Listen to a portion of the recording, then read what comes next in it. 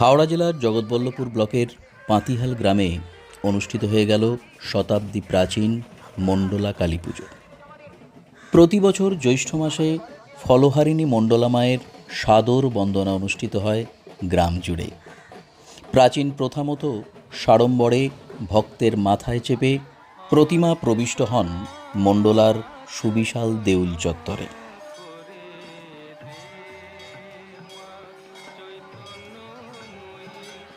তারপরেই রানীর সাজে দেবীর অধিষ্ঠিতা হন তার পঞ্চমুণ্ডির আসন আলো করে।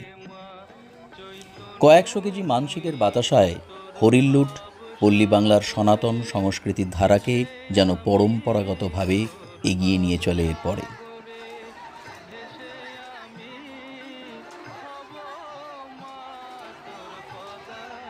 এই ফলহারিণী মণ্ডলা কালীর পূজার উপকরণ ফুলে, মালায়, দীপে, ধূপে, আবরণে, আভরণে, আভিজাত্যের গন্ধে মোড়া, সে যেন এক রাজকীয় পরিবেশ।